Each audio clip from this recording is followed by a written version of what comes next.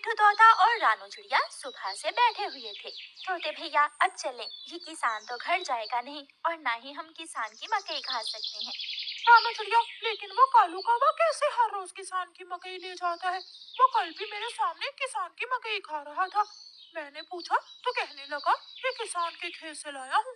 वो एक नंबर का चोर है, किसी न किसी तरह वो मकई चोरी करके ले जाता होगा। किसान खेत में काम कर रहा था और चिड़िया और तोता बिना मकई खाए ही जंगल वापस चले जाते हैं।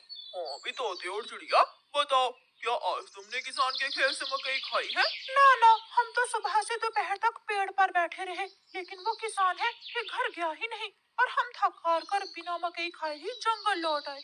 मैं तो जा रहा हूँ, पेट भर मकई खाऊंगा भी और अपने साथ भी लेकर आऊंगा। कालू कौवा इंसानों की बस्ती की तरफ जाता है। कालू कौवा किसान के खेत में जाकर किसान से कहता है, किसान किसान, तुम्हें तुम्हारी पत्नी घर बुला रही है, तुम्हारे घर में मेहमान आए हैं। अच्छा, तो मैं जल्दी से घर जाता हूँ। काफी शुक्रिया जो तुमने मुझे बता दिया। किसान अपने घर चला जाता है और कौवा मजे मजे से किसान के खेत से मकई खाने लगता है। नहीं, मैंने तो आपको नहीं बुलाया। क्या मेहमान नहीं आए थे? तो फिर उस काले कौवे ने मुझसे झूठ क्यों बोला? कौवा झूठा है, मैंने तो उसे नहीं भेजा। कौवा पेट भरकर मकई खाता है और कुछ मकई अपने साथ लेकर वापस जंगल लौट जाता है। कौवे कौवे, एक मकई का भुट्टा मुझे भी दे दो। ना ना, मैं तो मकई का भुट्टा किसी को नहीं दूंगा, बहुत मुश्किल से लाया हूँ मैं। कौवा चिड़िया के सामने बैठकर मकई का भुट्टा खा रहा था और चिड़िया के मुंह में पानी आ रहा था। दूसरे दिन कौवा फिर से किसान के खेत में जाता है और किसान से कहता है, किसान किसान, मैं अभी अभी तुम्हारे घर से आया हूँ, तुम्हारे बेटे को तेज बुखार है, जल्दी से घर जाओ। कौवे की बात सुनकर किसान घबरा जाता है और कुछ सोचे बिना अपने घर भाग जाता है और कौवा मजे से मकई खाने लगता है।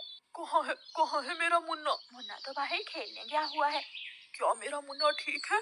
हाँ हाँ, मुन्ना तो बिल्कुल ठीक है। तो फिर इसका मतलब आज फिर उस शरारती कौवे ने मुझसे शरारत की है।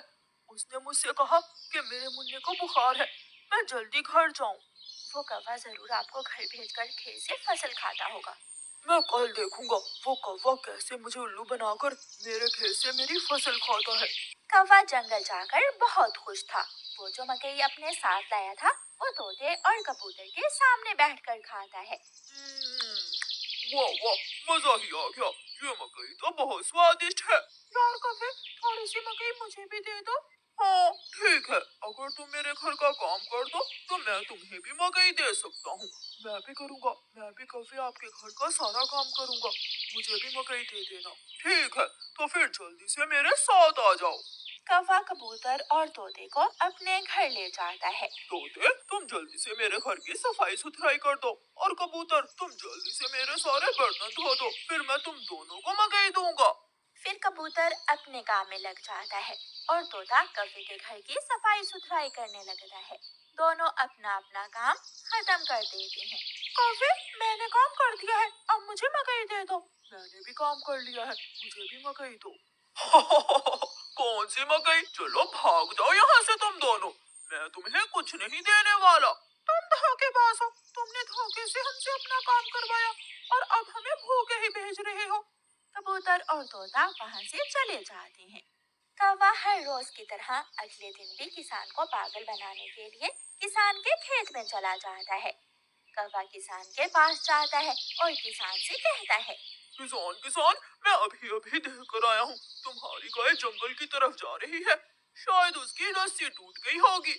मेरी गाय को तो शेर खा जाएगा। कौवे, मैं जल्दी से जाकर अपनी गाय को बचाता हूँ। किसान वहाँ से जाता है, लेकिन आज किसान थोड़ी दूर जाकर पेड़ के पीछे छुप जाता है।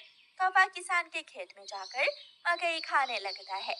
तो ये कौवे का बच्चा इसलिए मुझे हर रोज किसी न किसी तरह खेत से भेज देता है। जब तक मेरे पास बड़ा दिमाग है, मुझे किसान की फसल खाने से कोई नहीं रोक सकता। किसान के पास बंदूक थी। किसान बंदूक चलाता है और गोली सीधी जाकर कौवे की टांग पर लगती है।